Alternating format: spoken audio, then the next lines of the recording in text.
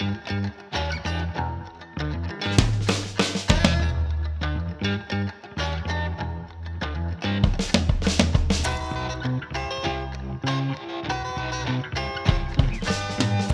you gorgeous humans, and welcome to another episode of the WCK podcast.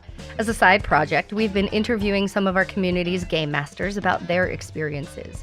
Today, we're joined by someone who, like me, wasn't sure that he had anything to say that was worth listening to. No, there's not a lot of experience behind this Dungeon Master screen, but I think that's precisely why what he has to say is so important. In today's episode, we're doing something a little different. I will be interviewing our guest twice. He has a game he's running in a couple of days, and I thought that doing a before and after would be very insightful and interesting. So, welcome, Alistair. Thank you for joining me today. Hello. First of all, thanks for letting me bully you and twist your arm and agreeing to sit down and chat with me today. I know that it's not something that you really wanted to do, but I appreciate you letting me strong arm you, so thanks. No, I mean, it definitely was something I wanted to do. I just wanted to make sure it's worthwhile for people. I mean, and it is, and we'll talk about that too. But let's start at the very top. You've recently written an article for our newsletter about how Dungeons and Dragons, isn't your favorite role-playing game, and that's okay. But without regurgitating what you already wrote, let's just talk a little bit about it. It was your first tabletop role-playing game experience, correct? Dungeons and Dragons? Yeah. Yeah, no, definitely it was. So, moving on from there, when you first found it, did you immediately go I like it, but there must be something more? Or did a friend offer another experience and you went, whoa, I thought I liked this one, but this one's where it's at? No, I mean, I think I was blown away with D&D from the very beginning. I still very much enjoy it. I like it, love it. The real realization came for me, I think, was around Christmas when I ran just a one-shot for my family, specifically for my parents, who had never played before. They're not particularly into fantasy, they're not into games, they're not into anything. They kind of did it as a favor to me. I said, look, I really want to run this for you. Please. I think you'll enjoy it. Just give it a chance, and in the preparation for that, I realized that there was a lot that I had to explain, a lot that it falls back on a lot of tropes as well, right? So it helps to have a fantasy background, it helps to have a role-playing background, it helps to loads of things that actually I think a lot of us do take for granted. A lot of people in this community, on the server, we'll play video games, we'll play board games, we do. A lot of you are from sort of more artistic backgrounds, so theatre, things like that might be really common. But for my parents, one's a builder, one's a nurse, just run-of-the-mill people. I think I felt that there was a lot to it. So that's when I really started to drill down into what alternatives might be out there. Simpler systems for introducing people, but also more complex systems as well. I'm trying to get involved in more, just a wider array of games, I guess. Sure. So that was this past Christmas then that you had? Yeah, so just a couple of months back, yeah.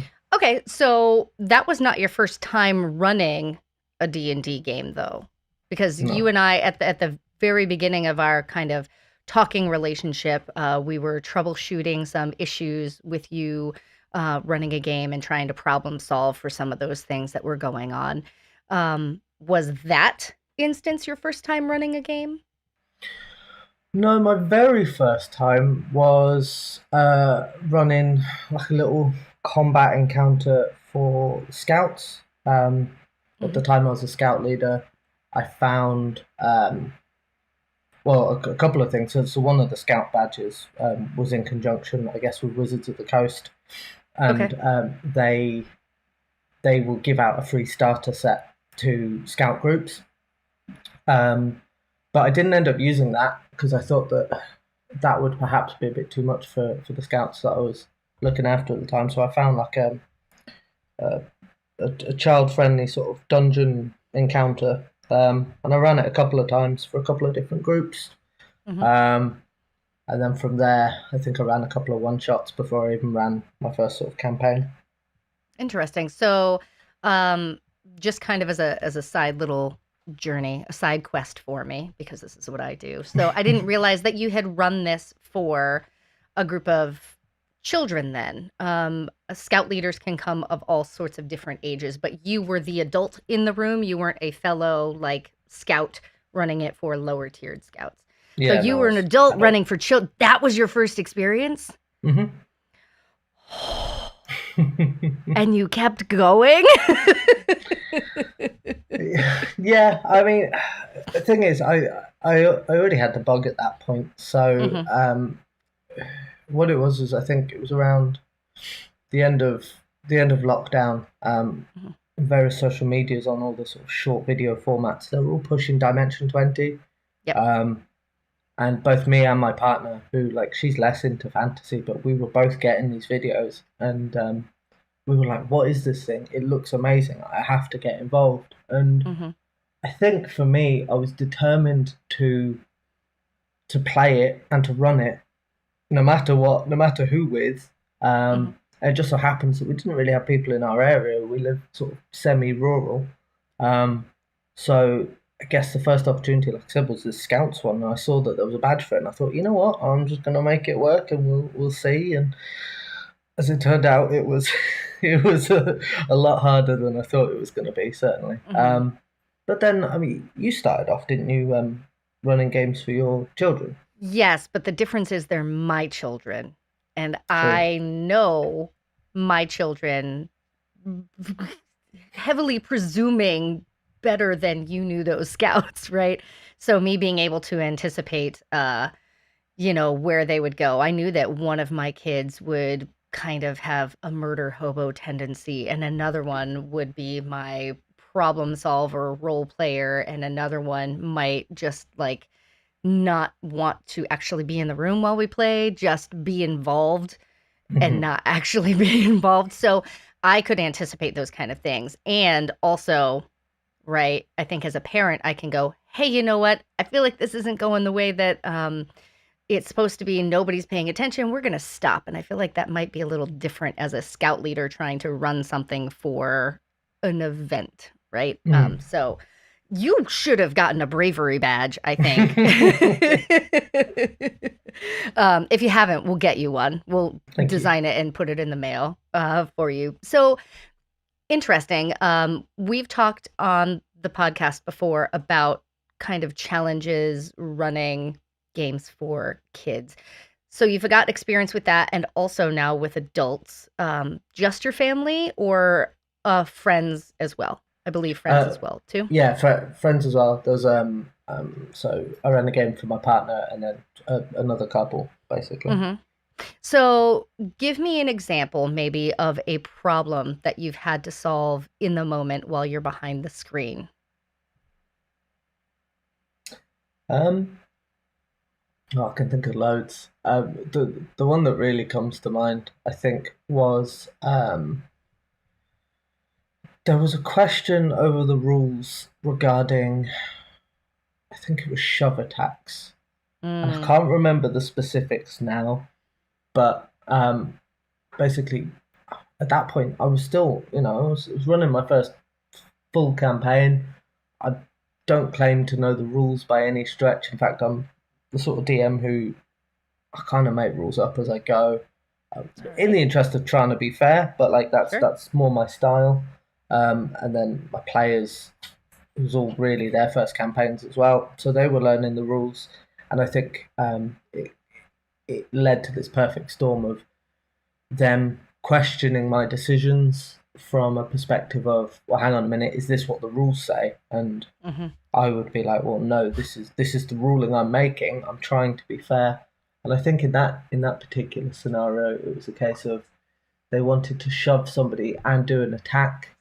The way I was reading it, specifically on D&D Beyond, was it made it sound like a shove was an action, and then they could have also attacked or something similar to that. They were barbarians, so they might have even had two attacks at the time.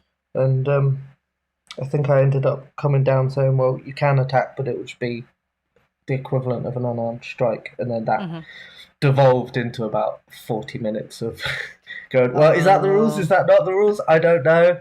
Yep. When really, I think in hindsight, we should have just gone, right, we'll stick with that, talk about it afterwards, because Yeah. it's that sort of thing that easily derails Mm-hmm. a game.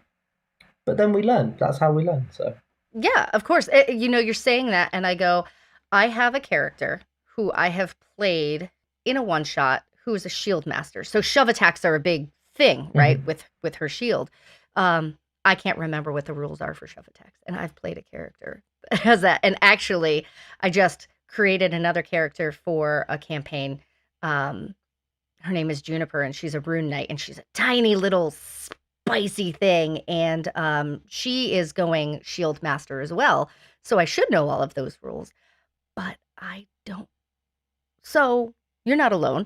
But also, that reminds me, Lee is starting a new chapter of his campaign, and one of the other DMs that we've interviewed, who Lee and I also play for, he has this whole document that he gives you in the very beginning, and it kind of lays out certain things like, okay, we're in the jungles of Chult for Tomb of Annihilation, right? And so it's going to be nitty and gritty, and we're going to play with like really hardcore rules. And so I'm going to change a couple of these rules. Leomin's tiny hut, I'm going to change Goodberry a couple of the way these functions, but as it pertains to certain rulings, what I'm going to do is if I don't know something, instead of breaking immersion and spending 40 minutes devolving into this, which is the right way to interpret this rule, I'm just going to make a ruling now and we're going to move on. And after the session, we can talk about it. And if we found that it was fair, great. If we found that the rules, in the interim are not how we interpreted it, we will choose to implement them correctly from here on. And then if there was something that really kind of was affected or negatively impacted because of how we ruled it, I'll give you some sort of boon next section, but like what's happened has happened and we'll move on. And Lee and I were talking about how helpful that was to us. And so he's then created a document to go forward in his games. And I think that that's actually pretty helpful in an instance like that. And of course, for a one shot, I don't think that you're going to have this 6-page document of like, hey, this is how I DM. But it's kind of probably good, right? Now that you've had the experience, now to say like at the beginning of a session, hey, this is going to happen unless we have a rules lawyer at the table. Or like Kev said, what did he call it? A rule looker upper?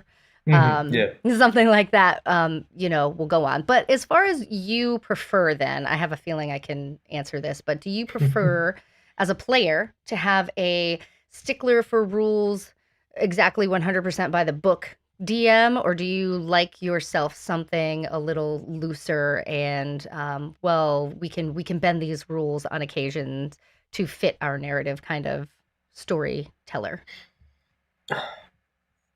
It's a difficult one, right? Because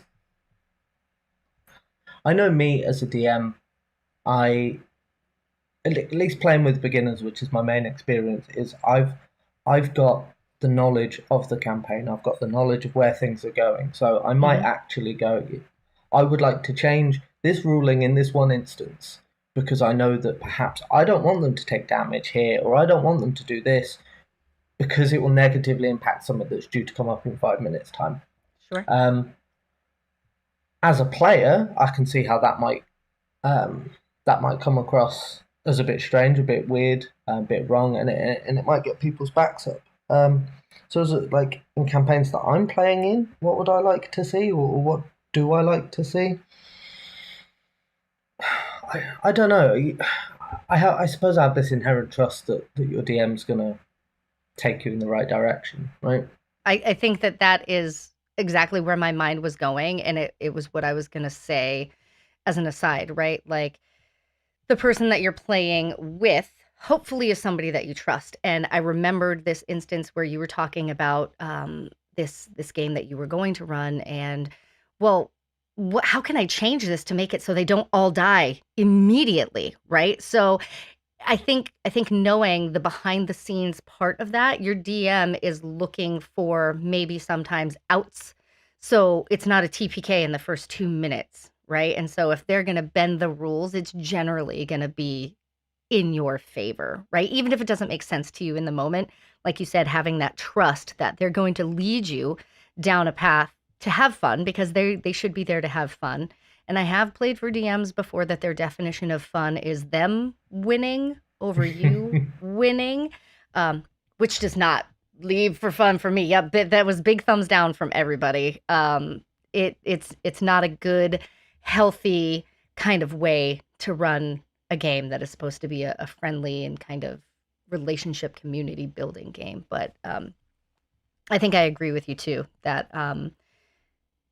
it's along the lines of rule of cool, right? Like, I'm gonna bend this just a little bit to kind of make the game better for all of us. All right, so Dungeons and Dragons has a lot of rules, right? And I know that you've spoken on that before, and because of that, it kind of can be challenging when presenting it to newer players, especially ones who might not have backgrounds of fantasy and kind of experience in that kind of world. What other systems have you run games for? I don't think I have yet. So this coming Tuesday with the game that I'm running, Cairn, that's going to be my first real time doing it. Not only is it my first time running something, it's not D&D, it's my first time running something online. The only other equivalent I can think of is I've got a couple of board games by Z-Man Games. And the first one I got was War with the Evil Power Master. And it's like, do you remember those old books from like the 90s and the noughties where like you pick your own adventure books and it says like... Did you just say the naughties? Yeah. I've never heard it talk. 2000 to 2010 is the I mean, noughties. yes, I've just never heard it called the naughties before. Now I can't even focus on what we're talking about. All right, start again. Yes, choose your own adventure. I have several of them. Yeah, you know them choose your own adventure books. It says, you're greeted by a door, do you go through it, do you not, go to this page, go to that page. So I've got a couple of board games a bit like that. And I've run a few games. I say run a few games, it's a collective thing, but like quite often I'll be there reading the cards and sort of organising things, I suppose. The other one by the same company is House of Danger, and then that one, either you can play it and it takes all day to complete, or you have to break it up into sections. So I think, that kind of feels like you're running a 2 or 3 shot campaign almost. But no, so this week though will be my first TTRPG, I guess, that's not Dungeons and Dragons.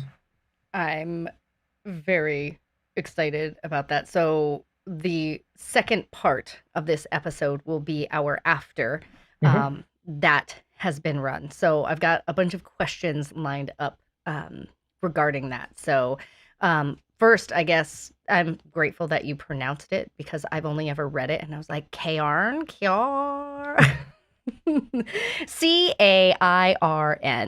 is the title of the game that we are going to be playing, or Alistair will be running for a group of us. And I'm very excited to be able to experience something that isn't Dungeons and Dragons. And I've done it a couple of times, just gone outside the D&D box. But I think the more experience I have with other systems, the more I either enjoy D&D, or the more I realize that, like, hey, my heart has space for more than D&D in it. So when you're running your games, do you kind of, and I know that the breadth of experience is not necessarily there, but do you find that you pull elements from different rule systems from other games, like large scale battle rules from Warhammer, or something like that, kind of creatively bending things based off of other systems that you have experience with? No, not yet. I think I probably will do, and I think I'm building to that. I think I'd need more experience running different things, certainly for like picking bits of rules. In terms of picking bits of other elements to add into it, I mean, I'm showing you because you're on camera here, but like I've got a big old like fantasy book on creatures right next to me that I was reading before we started. Yeah. I'm a big fan of different third-party content creators Mm-hmm. for D&D, and I think going forward, I have no qualms with pulling monsters out of like a Kobold Press book and putting Yeah. it into like an official Wizards module or vice Yep. versa. And I don't see why rules couldn't be the same. So taking Cairn, for example, I love their rules on taking short rests. Mm-hmm. I don't particularly like short rests in short rests, are all right, I suppose, in D&D. Long rests, I don't particularly like. They still don't make sense to me. They confuse the hell out of me. Who's taking first watch? Who's taking second watch? And I realise that actually, amongst all of that, we've all been asleep for less than 8 hours, yet somehow still we've taken a long rest and nobody questions it. And I'm And like, you're well, 100% refreshed at the end, right? You've got all your spell slots back, all your hit points back. You should play with Tom in a situation like Tomb of Annihilation, where that's absolutely not the case. His long rest rules in a situation like that are very, very different. And, I think that there are maybe actually, I'm going to look to our producer for some nodding. In the Dungeon Master's Guide, I think that there are like rules and then there are hardcore nitty gritty rule sets. Yeah, I'm not making that up. Or at least I'm being told I'm not making that up. So yeah, it is kind of like the ultimate fantasy, right? Like, oh, you just were brought down to death, had to do some death saves. You popped back up because somebody healed you. You slept for maybe 6 to 8 hours, and ta-da, you're all the way better. That feels like the most fantastical thing in the entirety of the game. So we're talking about, the different rule sets for all of the different games that you have played or experienced or kind of maybe read enough to feel one way or another about them. If D&D isn't your favorite, what would you give that title to? I don't know. In all fairness, and I mean, I've again not run it yet, but just from reading the rules and everything else, Cairn looks like it's going to be up there for me. Very high expectations for it. Yeah. I Mhm. mean, it's super stripped down. Again, a big problem for me is living semi-rural, not many people around, so I feel like I'm having to pull people to the table rather Mhm. than anything else. And I think the best way that I can get inviting people to a table is look. The rule book's I don't have it to even show you, but the rule book's like 10 pages long. It's a tiny little Yeah. A5 little zine Mhm. thing. I can hand that out and people can read it in 5 minutes. Yeah. Nothing scary there. It's easy peasy. It can be run with just one. Well, it can be run solo. So if I feel like it, I can just play a game by myself. If my partner fancies playing a game and we haven't got anyone about who wants to play because she doesn't like playing online, fine. I can run a little thing. Yeah, it's quite dungeon crawlery. Mhm. I don't think it has to be, but generally every adventure I've found for it has been quite sort of go into this dungeon, room 1, room 2, room 3. But Yeah.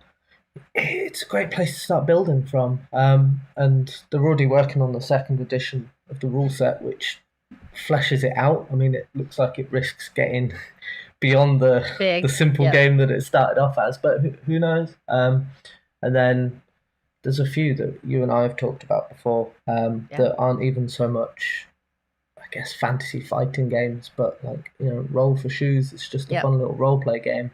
Yep. That Goblin one that I'm not gonna pronounce because saying ass with an English accent feels wrong, and I don't want to say Goblin with a fat ass. Now you had Goblin with a fat ass. But like I was talking to Jason about it earlier, and he says, "Yeah, it sounds fun. We'll do it." Yeah. So we'll all get. There's 2 pages. The rules Yeah. on that are literally 2 pages. Yep. We played a game called I don't know if you got to play it during Friendsgiving. Actually, I don't think you did. Tom, I've mentioned his name several times. But you know what? He likes other systems better than Dungeons and Dragons too. But he ran something called Honey Heist, which is basically like you're a bear and you pick what kind of hat that you're wearing, and maybe it's a tiara or maybe it's a bowler or maybe it's a fedora, but you go on this Honey Heist, and it's the same kind of thing. I think it might be a front and a back of a paper for the rule set, and you have some D6s, and that's it. It's very simple. And the roll for shoes sounds very similar in that way, right? Like you just roll it. And actually, I think that Sid, I did not get to play in it, but he had a game that he ran called Tiny in the Tower, which I think was the same kind of very, very small rule set. You have a pool of D6s and you go from there. And I think a lot of those other systems like that are really good for kind of dipping your toes in too, right? Without getting too political as well, I think since some of the announcements from Wizards of the Coast last year, I think there's been a bit of an explosion in alternative systems. Yes, there's some classics there like Pathfinder, Call of Cthulhu, and everything else. But I think from what I've seen online, from speaking to people, it feels like there's more tables opening up that are playing different systems, and people are more open to trying them because they're thinking critically about it and saying, well, hang on a minute, if this system might be slightly problematic, might not always be the way that I like it, well, why not try other things? So and even like you mentioned before, third-party content creators, there have been a lot of other things gaining traction because of that. But that's a different topic for a different time. If we ever decide we want to, incite some spicy conversation on the internet, we can talk about that. Let's talk about Tuesday. Mm-hmm. Are you feeling a bit of imposter syndrome? Now, I don't think that you should, but I ask because I feel like even in the instances where we were talking about being open to this interview, you've kind of felt like you wouldn't be a good candidate because of X, Y, Z.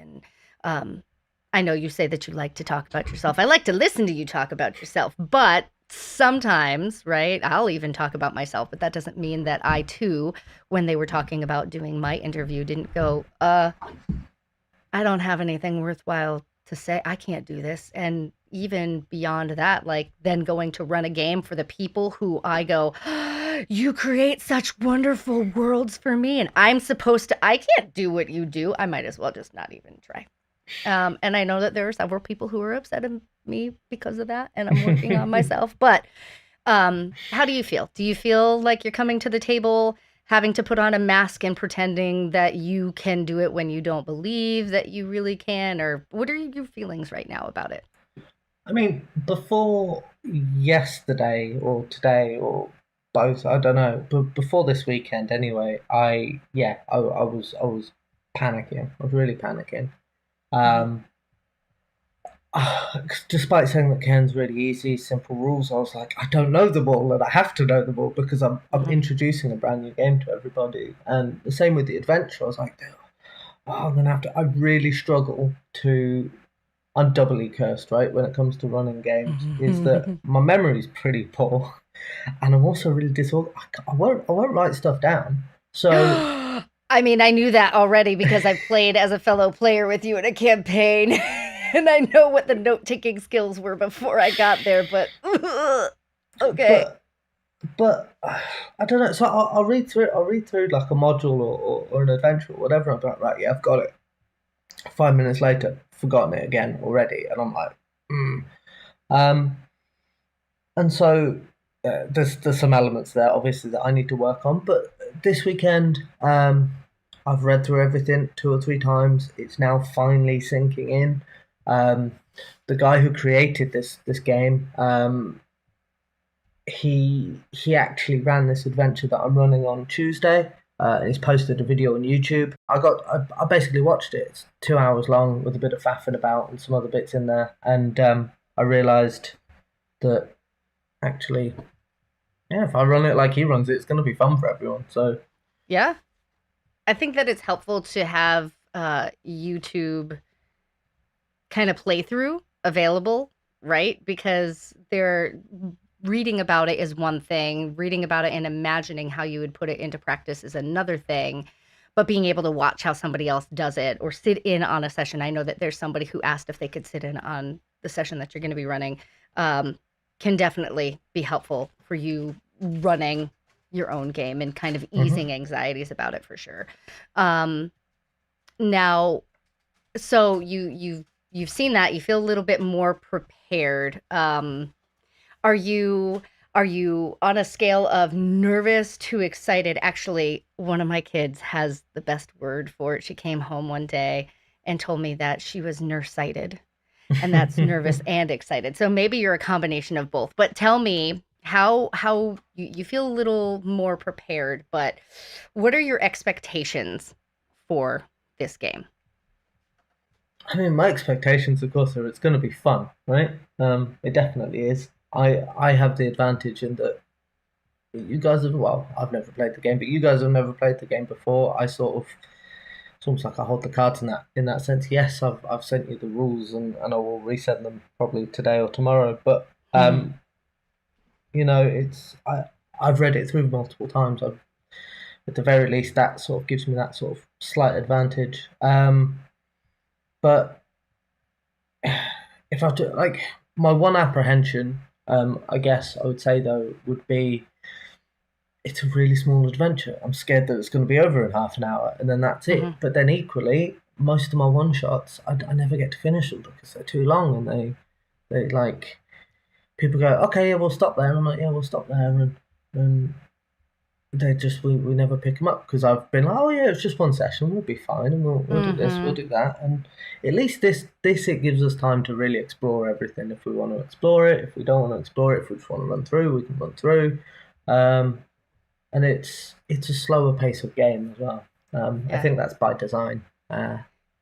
So yeah, we'll discover it together. I do think that, right, in my experience in running things, the group that you have will greatly change how long your game is. Right?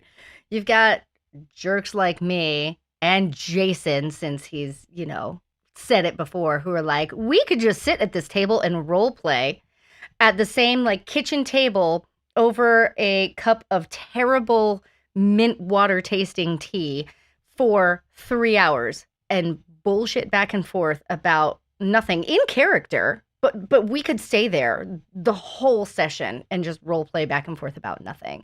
And sometimes you'll have the people who are like, nope, I'm only here for the combat, and I'm not going to speak unless spoken to, and I'm going to fight when it's my turn to fight, and that's it. And then you've got one session, one session that you thought was going to go for 2 hours, and it takes one group 30 minutes to go through, and it takes the other group 5 days to go through in several different sessions because they just wanted to sit there and nitpick about every look. Are you sure that that's not trapped? Are you sure that's not a mimic? Are you sure that, oh, maybe, oh, I really like your shoes. Where did you get your shoes? And it just completely goes off rails from there. Um, there is no anticipating the chaos that your players might bring to the table. So good luck with that. True. Now, I know that you're a little nervous about the online portion of it. You're not the biggest fan of online games. I get it. Is navigating and managing the online experience something that's giving you pre-game jitters? Again, yes and no. I spent a long time a couple of nights ago messing about with the virtual tabletop that we're going to be using. Mm-hmm. It's again, much like the rules to the game, it's a really stripped down virtual tabletop compared to some that are out there. I was having a nightmare of a time trying to get my map to line up. In all fairness, I was losing my mind, yelling at everyone. Luckily, Jason came in absolute clutch, designed a map, took an hour out of his day to design the map for me. Brilliant map. I plugged it in. First try, it just lined up, and I was like, Yep. there we go. He's a good bean. So you're using Owlbear Rodeo, right? Yes, that's right. I've watched it a couple times. I had a friend who was playing in a game that was streamed, and I've seen it, but I've never had personal experience with it. Are you going with this one because you feel like it's stripped down and basic and maybe user friendly because there's less to mess up? Like, I know that Lee is a big proponent of Roll20. Joe and Jason tend to use Foundry. I use Roll20 because that's what I learned on, and honestly, I feel a little too dumb to try and take on Foundry. I keep being told that it's not that hard, but it looks It looks like it's a lot more complicated. Plus, honestly, like learning something else. I'm old and I don't have a lot of time, and I feel like it's just going to be blah.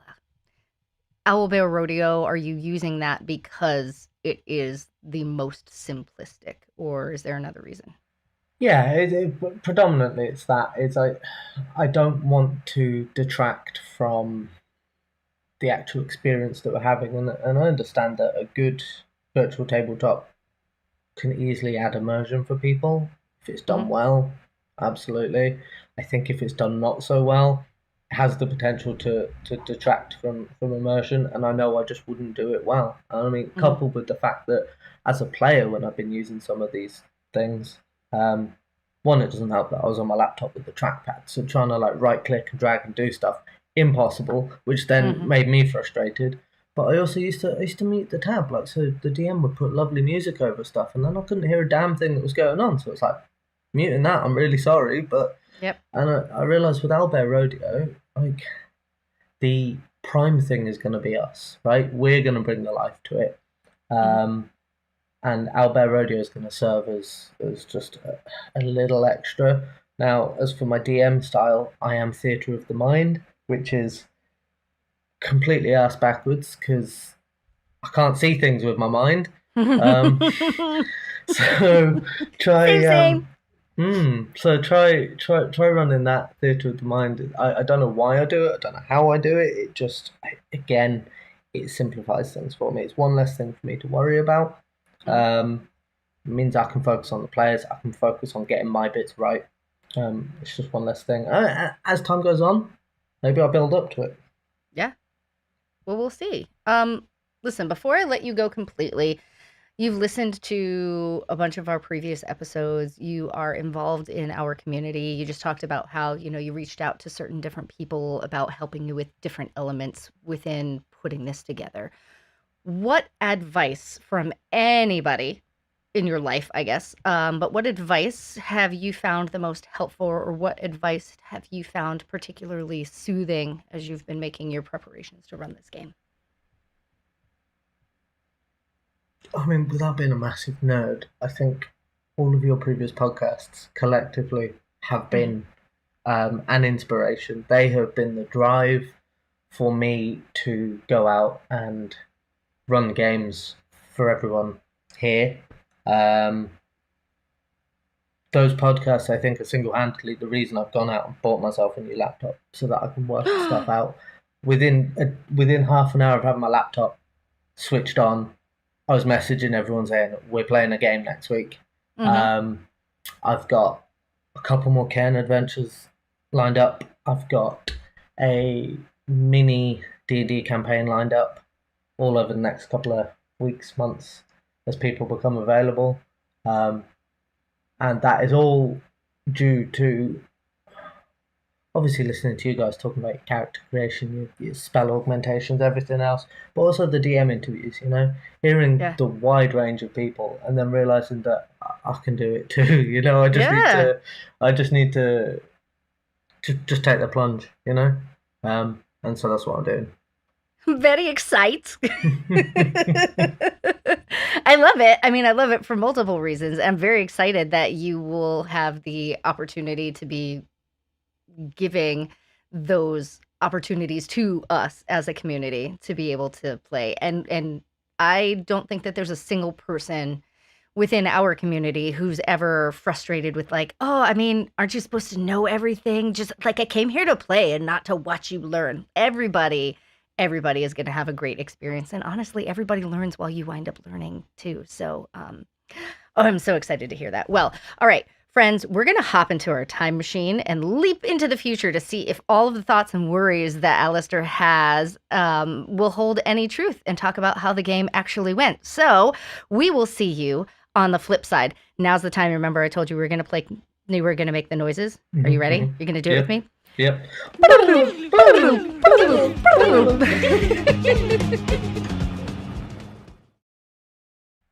Alistair. Hello. The future looks good on you. Thank you. Now, thank you. I've been working on that time machine for quite a bit. Like, somebody has put me to the task of trying to figure out this time machine. I have had one of my kids, the youngest one. I don't know how completely capable she is. But I figure, young, expand your minds. There are no rules. She's been working on several prototypes for me. I just need to know, how was the ride? Did you get motion sick? You good? No, it felt fine. I mean, I feel a bit different. Like you lost a little hair. Hmm. Yeah, you lost some hair. Well, it looks good though. It's almost like you got it professionally cut. Smashing. Well, I'll tell you what, I might have to do that again sometime. It's an amazing benefit I had never thought about. This is why you have 6-year-olds working on time machines, because you'll get random weird side benefits that you would have never even thought to correlate with a time machine. Anyway, since we last spoke, you successfully ran your first game of Cairn. Mm-hmm. Now, let's talk a little bit about your experience. Actually, I don't want to talk a little bit. That's literally all we're going to talk about right now, unless you have something else you want to talk about, like a time machine and other things we can put on it. How did it go? I think overall it went very well. You guys successfully got into the dungeon, got around the dungeon, and you got out of the dungeon. So we certainly did. Success. Did you have fun? Of course I had fun. I mean, you can say, of course. I have run games before and come away, and 90% of the time I go, I am never, ever doing that again. So having fun is not something that should be taken for granted. No, that's true. That's true. No, it was a really fun game. I think all three of you went into it with just the best attitude. I couldn't have asked for better. Just instantly, straight off the bat, we were just all laughing around, having fun, even down to trying to get tokens on the map. Who was it, Lee, moving the map around? Yeah. No, it was good fun. Well, listen, also, as soon as you tell some of us that things can be moved but shouldn't be moved, you're basically asking for trouble. I'm not even just, because I moved an entire tree. I don't know what I also was resizing tokens and then blaming it on other people. Don't tell them. It was me. All right. I would have done the same if I was a player. So you had a chaotic table, yes. Did the game go as you expected? Yeah, I'd say so. I wasn't sure. So there were two entrances into the dungeon. I wasn't sure which one you guys would take. And I guess in some respects, whilst it doesn't impact the whole story, it impacts the order of the story. Yeah. And I was curious to see how that went, and well, it went as well as I could have hoped for, really. I'm trying to think, because you put us on the map, and there were pieces of shredded wheat, which were actually rocks. Yep. I hadn't thought about it until you said it, and then that's all I could see was shredded wheat. But yes, there were rocks that you built up. I'm curious. So for me as a player, but also I was the one who figured out that they needed to be stacked, and then the entrance opened. Sorry, spoiler alert. But it's the name of the game. It's fine. Nobody should have been surprised. But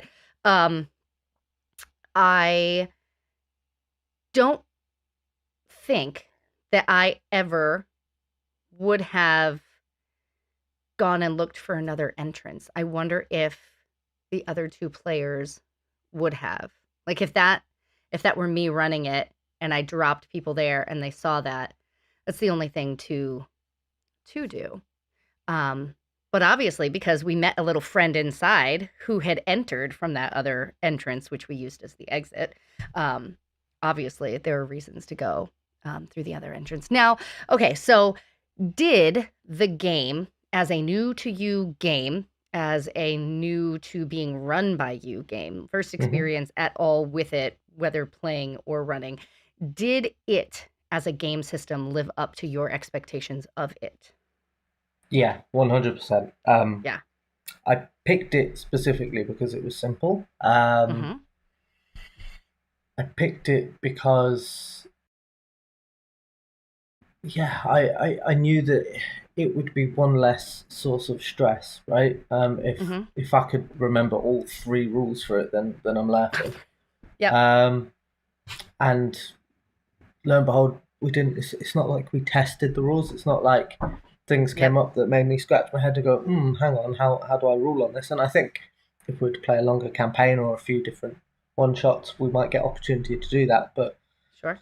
um, no, it worked. It worked as planned, really. And even more so, I wasn't aware of this at the time. But since since we played the game, I've been watching this interview with the guy who wrote the rules for Cairn. His name's Yohai Gal, and Mm-hmm. I watched him in an interview, and he was talking about what concepts he likes in games because he's quite fond of like indie RPGs, old school rules or old school revival games.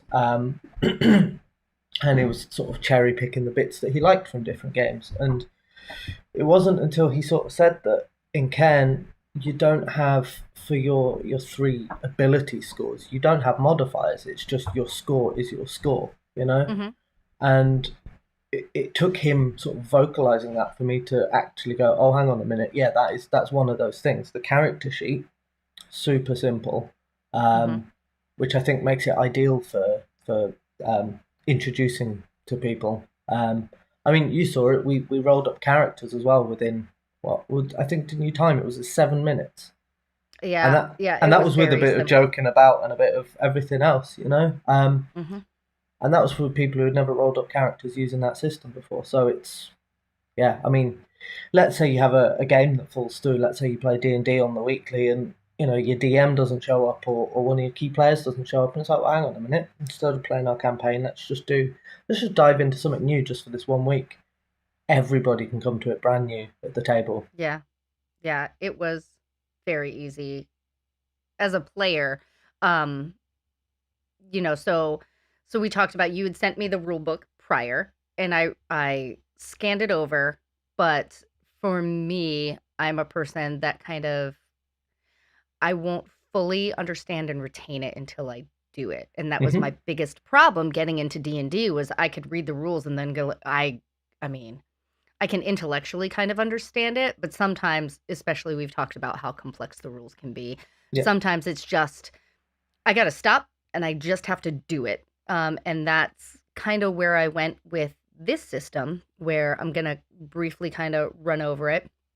And then I'm just going to dive into it and see without fully understanding every single bit, because that's kind of what I like to do, especially if I was going to run it. But I like to fully understand all of the aspects. I said, if I don't really understand it, am I still going to be able to play it? And I still feel like it was pretty successful, not having retained everything. Hmm. And I think in situations where we weren't sure what to do, you were really quick with trying to help us through, what our options were, and whatnot. So I agree that it's something that last minute, if you have access to the rule set, somebody could read it over. Whoever your is it called a dungeon? It's not called a dungeon master. It's the warden The warden. in That's Cairn. right. Um, warden, storyteller, whatever it is you want to give the title to. But yeah, warden definitely is what it was called. Um, you could have them read over it while everybody's going to get snacks and whatever. And even if the other people really hadn't read the rules, I think you'd be able to drop into the system really quickly and just get something done. Yeah. So, touching on something that you said previously before we jumped into the time machine, um, we were talking about running games for people who did not have certain kind of experience, right? So either tabletop role playing game experience or experience just kind of deeply immersing yourself in a fantasy world, right? And you had talked about your experience running a D&D game for people who did not have that kind of background, right? Yeah. And how it's a little more challenging and something that I think a lot of us don't think about and a lot of us take for granted. So even though we had no experience with this particular system, the people who came to the table to play with you all had TTRPG experience, fantasy experience, as we had talked about. Was it different running a game for people with experience in those areas, even though they didn't have experience with the system, versus the game you ran around Christmas time with a completely new to all of that kind of vibe to them. Yeah, I mean, it was a completely different experience for a number of reasons, really. Like off the bat, you guys were the most uh, experienced players I've ever run any sort of game for Hmm. on any system, and it shows straight away because instantly you jumped into it, straight into role play. There was no reservations about, I found in other games, and myself included as a player, it takes or can take me up to an hour to really warm up to being in character. Yeah. And then I sort of kicked myself for it because I'm like, why wasn't I doing this an hour ago? Because it's so much Hmm. fun. But like sometimes it does take that time. You guys jumped straight into it. Now running that D&D game around Christmas for my family, I think there was a lot of reservations all around from my family who weren't sure how to even play any sort of role Right. play game, to myself worrying about how am I going to get them through this and make sure that they have fun.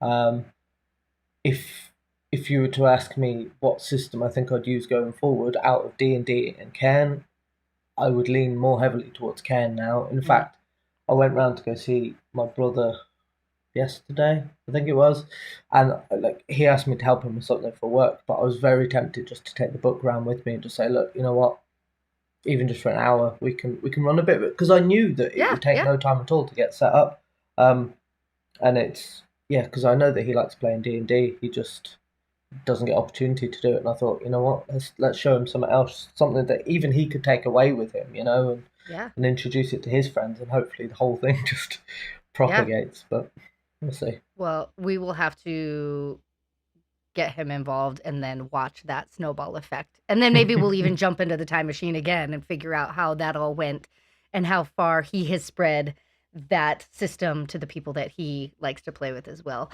All right. So that is now talking about taking that in person. This was your first experience with it at all whatsoever. And it was also Mhm. your first online experience running a game.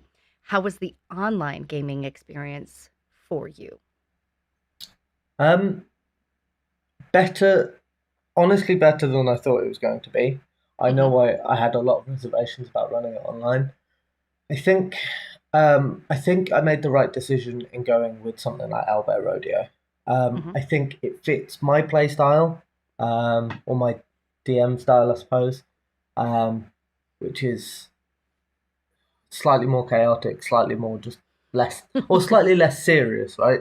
And the fact that you Hmm. guys were moving around the map, the fact that I could, On um, accident for me the, most of the time. the fact that that as I was moving one of the creature tokens around behind the fog, I accidentally, shoved his legs through a There's a wall leg. and and okay, sure, for some people that might break immersion, that might do all sorts of bad things. I think it was right for us as a table, and I think it sort of suits what I like. It also meant for me that I had um, Lee specifically, but all of you sort of pitching in and helping out when I was trying to focus on other things, and you could Mhm. load tokens in yourself, you could do other bits and pieces. I, I didn't feel like we were missing anything that you get in other VTTs, but Mhm. I'm curious to know what you think. I didn't know what to expect from Owlbear Rodeo at all. I thought that it was fairly simple. We didn't have to manage a character sheet, right? There was Hmm. no character sheet that was on there. And I don't know if it's a function. I'm assuming that it probably is. Maybe, you know, Cairn is just not integrated into it, or maybe it is and we just didn't use it. But I had my separate PDF that I was editing as we go along. Um, I was just going to like knee jerk reaction say I do like clickable, hey, I can click on, strength and it will roll up. But that's only necessary if I have modifiers. And like you said, there are no modifiers involved. So it's really just, hey, roll these dice. And we we see where it goes. So You were rolling with physical dice, right? I had some that I was messing about with, but I was also using the roller on the tabletop too. Oh yeah, we were, weren't we? Yeah. Yeah. That's right. I was making noise and being obnoxious. My comfort dice, I don't know where they are. They're here somewhere. I've got comfort dice all around me. um, but yeah, I think for rolling up my character, I used physical dice because I didn't realize that there was a dice roller on there until later.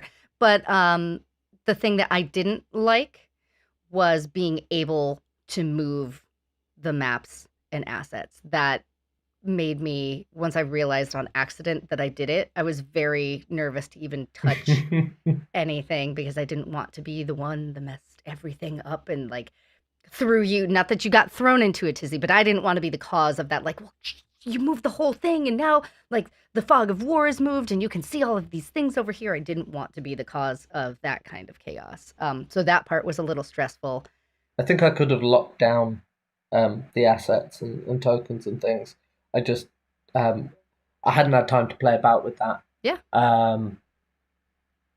But that's one for next time. And as for the character sheets in the game, I don't think we could do a clickable character sheet in the game, but there is a function to upload PDFs that Jason was showing me. And I did get the extension put in. I just again didn't have time to mess about with it to get it working. So when I tried putting something in, it wasn't quite right. So yeah, but even like I kind of talked myself into that circle and then back around again. It wasn't necessary because there aren't the modifiers involved. So clicking on the character sheet is just as easy as clicking on the dice because there's nothing else to even think about, you know? Yeah. Now, aside from being able to move about the map and the assets, everything else seemed to go very smoothly, at least on the player end of things. For you, minus not being able to find the stats for a particular creature, you wound up very quickly just coming up with something and going with that to keep us immersed, which was great. Seasoned DM kind of stuff, just to keep the game going. Do you feel like, aside from maybe that one hiccup, that the game went smoothly from your end? Because I know that a lot of times you're like, "Oh, great," but you don't know about all these other things that I was managing in the background. How do you think? Yeah, no, I think it went. I think it went relatively smoothly. My only struggle, gripe, I don't know what the word is that I don't know where this would stop. So I said that I needed a functioning laptop before I could run stuff online. I'm now gonna say I wish I had two monitors because I felt like cannot. I felt like I You had too many people and things. your multiple monitors. I was jumping around from screen to screen. I was really struggling. I mean, like I had my iPad, I had my phone, I had my laptop, and even on my laptop, I had about three things I was jumping between. And it'd be nice if I could just have them all out. Now, I think was it Joe said that when he DMs online, he also sometimes has his, or it might have even been Jason. One of them, they have their DM screen up sometimes on their desk, so Joe that they said can have that. multiple things up. Mhm. And I mean, I could do that. I've got a DM screen somewhere. I could just as easily do that. But yeah, that's for next time, really. I just have, like in real life, a million tabs open. Always. Yeah, I play from a laptop and I only have one screen. And all these other people who are like, I don't know how you can play this on just one screen, on one tiny screen at that, with just your laptop. I mean, I guess I don't know any different. So whatever. But yeah, I mean, I suppose it would probably be nice. But aside from that, trying to manage that piece, and honestly, I think that if you had to deal with your laptop and your one screen, you would find some sort of system that worked for you, right? Even if it's not multiple monitors, that would make it go smoothly. But for your first outing into this venture, I thought it went great. Yeah, no, I definitely agree. I mean, I'm sure at the end of it you said that that I could easily run it again for for Hmm. another group. So I mean, it must have been all right. Yeah, yeah. So now sometimes things, I know that I'm really guilty of it, and I'll start off by apologizing to Erin. Um, there was an instance where she had patiently been waiting her turn to do something. And she didn't do the Kristin where I'm going to interrupt because I'm so excited and I have something to say and I want to go do this right now. Or like any momentary lull in the conversation I use as an opening, right? She was just being very, you know, kind and considerate and being patient and waiting. And while I was talking and kind of just rambling and snowballing into the actions that I wanted to do, I had kind of inadvertently stepped on the toes of what she wanted to do. Managing player turns and actions and things like that is something that can be really challenging, especially if you have a table that has a Kristin at it, but then also somebody who is a little more quiet and reserved and shy, um, finding ways to bring them in and engage them and making sure that they are heard is not the easiest thing. And some of us don't even realize because there's still so much action happening, that there are other people just kind of waiting around, and we assume that maybe they'll speak up if they want to say something, but that's not always the case. I think that you did a really good job managing player actions, including everybody, making sure that everybody had a voice. How was that on your end? For my part, I wasn't aware of specifically doing anything. For other games I've run, D and things with other tables, I've certainly for like the campaign I ran, I was more aware of it because I think it's more of a continued behaviour at that point. Hmm. For the sake of a one shot, quite a short one shot as well, I think everyone naturally gets their say, certainly at the beginning, usually at the end. In the middle, you just kind of you act. Sometimes we're all guilty of slipping into this thing of just assuming that everyone will sort of sort themselves out. I Hmm. think I think the fact that combat, um, the way combat works in Cairn is that all the players essentially go at once or like in the same round. Hmm. So you're kind of encouraged to just say, right, okay, it's the players round. What are you doing? Then what are you doing? What are you doing? And you make sure that everyone gets heard. So I guess that kind of helps snap it back and makes it more even throughout, doesn't it? With each combat that comes up, each little encounter, everyone gets their say. And encounters are quite short as well, so you can fit Yep. more of them in, and therefore it's still all everyone's getting covered really. That was something that I really enjoyed. And I had actually seen, and I shared whenever I saw it. It wasn't terribly long ago, but I think it was D&D Shorts, maybe, who was talking about not having a turn-based combat system. It is basically the party's turn and the monster's turn. And so you take your initiative as a group so you all can kind of work together. Um, and then the monsters react to that. And this system definitely lends toward that, right? We take our group as a turn and we can kind of bounce ideas off of each other while we are kind of formulating our plan of attack. And it's something that I had said, "Ooh, I want to kind of try and try out." And this inadvertently brought me to trying that out. And I really do think that I like that because you just wrote a piece about you know, combat. And is it exciting? Is it really just kind of I'm sitting there twiddling my thumbs, spacing out, waiting for my turn to happen, and then I go, "Oh, I'm going to do this action," and then you realize that somebody cast something like Sanctuary on you, and as soon as you do this, it nullifies what they just did because you weren't paying attention. And Mm-hmm. some of us struggle with paying attention, so I'm not even faulting you for that or anybody for that, but it is hard to kind of stay present. And when you involve everybody in the team, it makes it, I think, kind of really much easier to stay involved. So cool takeaway from that. um Overall, what do you think your highs and lows for the game were? And that can go just within the game session, or that could go and include preparation and wind down of it. Just your experience. What were the highs and lows of it? In terms of highs in game, you absolutely bullying the hell out of a small child was hilarious. It was really funny. It was. It was not what I expected. She was ungrateful. We saved her. Just want to make that clear.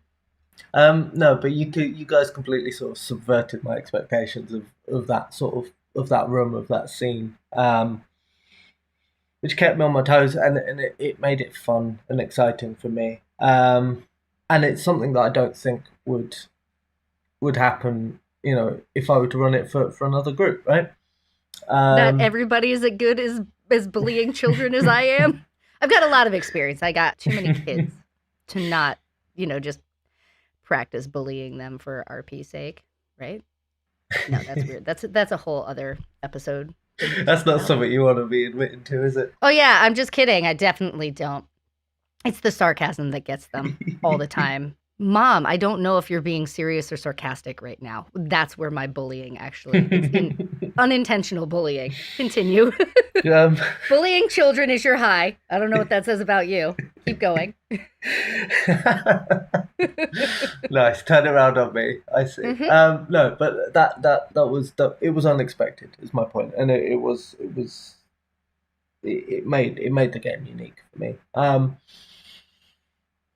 I think as well, that feeling at the end of it, going, hang on, I've successfully done this. And I went into it already saying that I've got plans to run 2, 3, 4, 5, 6, 10 other things now. But it helped solidify the fact that I will be doing that, and I do want to be doing that. In terms of lows, to say that Owlbear Rodeo was a really simple VTT, I still spent far longer prepping for it than, not than I would have liked, but than I certainly would have expected.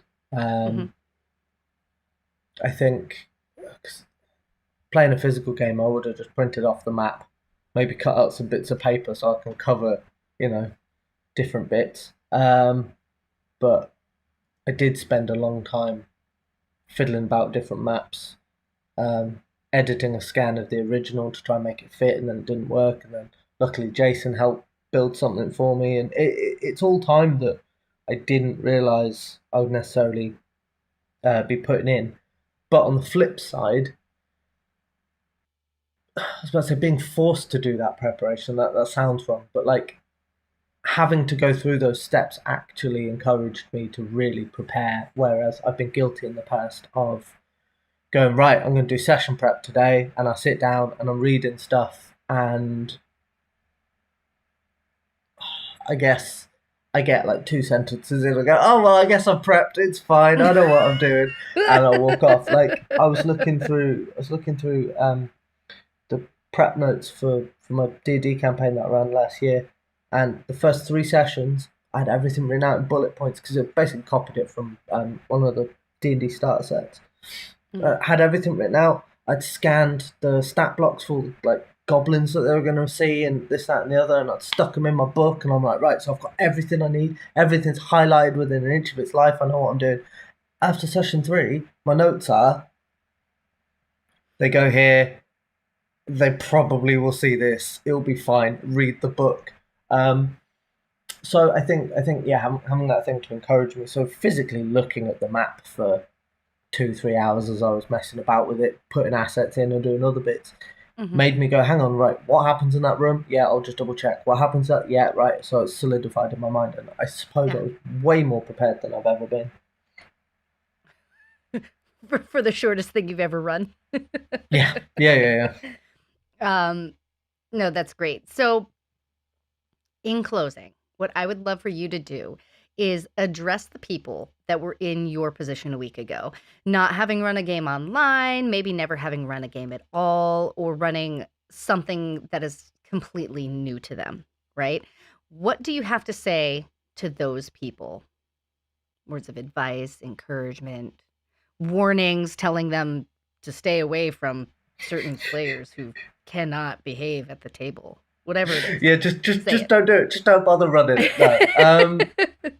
So obviously everyone says just get stuck in, you'll be fine, and you will be fine. But I would say, if you're really worried, if you're really anxious about it, if you're really if you've got some reservations, if you've got something holding you back, just do it with people that you trust. Do it with people that you know, that you like, that you trust, people that you know will actually want to do it. Because I've been in a situation where I've been DMing at tables where people aren't fully into it, and it makes it infinitely harder. If you go in with a table that, you know, they're hot to trot, then even if your virtual tabletop blows up on you, even if you lose the stat block for your big bad, even if, you know, you accidentally delete your map, then you're still going to have a laugh. You're still going to have people that want to be there and want to enjoy it with you. And that makes it infinitely easier. I think that's really, really great advice. Because we've talked about it in different episodes before, right? Sometimes, especially maybe not so much in a one shot, but in a campaign, sometimes you wind up finding pieces of you or working through pieces of you. And if you're doing that with a group of people that you can trust, you get so much more out of it. Not only does it make the game easier to run and it makes the game easier to play, it makes it so much easier for you to be able to get all of the things out of it that you could possibly get out of it. And there's so many things that you could get out of, not just Dungeons and Dragons, but any kind of role-playing game, right? Fantastic words of advice. Well, Alistair, thank you so much for joining me. I really not only appreciate you agreeing to sit down with me, but also to being part of my time machine experimentation and doing this special format for the first time. I think it's worked well. You even got a super rad haircut in the process. So yeah, we're going to keep fresh working trim, on that. So I can't complain. Time machine and all the extras that we can potentially put on it. I think that listening to this will provide a lot of perspective for people, especially newer DMs and those who are wondering whether or not they should take the leap behind the screen. I love that you recognized that as much as you love Dungeons and Dragons, sometimes it just isn't the right fit for everybody. It's kind of that shoe, right, that I try on, and yeah, I could walk around in it, but maybe there's something that really kind of makes me feel like I'm walking on a cloud. So there might be something out there that is better for you, and you wouldn't have known if you never tried on that first shoe, right? It might be a great fit for someone as a player, but to go ahead and run it, it may not be. So finding other things, as you've pointed out, there are so many other systems out there to enjoy. Just explore them. So much is out there for you to explore. Some less complex rule systems, some infinitely more complex rule systems. But expanding your universe and dipping your toes into those other TTRPGs is a great way to find something that really clicks for you. And who knows, it may even be the stepping stone into you creating your own system or homebrewing rules and worlds unique to your own imaginations. So as always, thank you so much for listening. We're really, really happy that you're here on our journey with us. And remember, kids, stay cool. But if you can't be cool, Alistair, what should we be? Be wicked. Be wicked. Until next time. Thank you. Bye.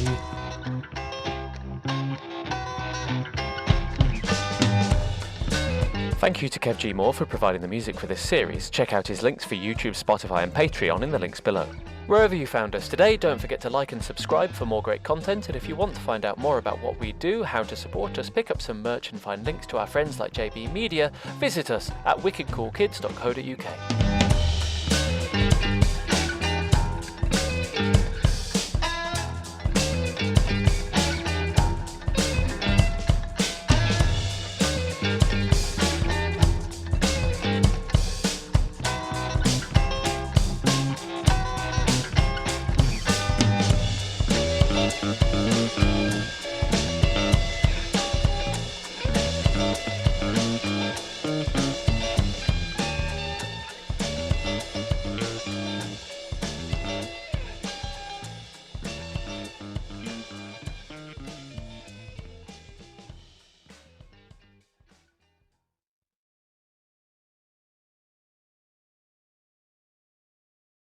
The naughties. I've never heard it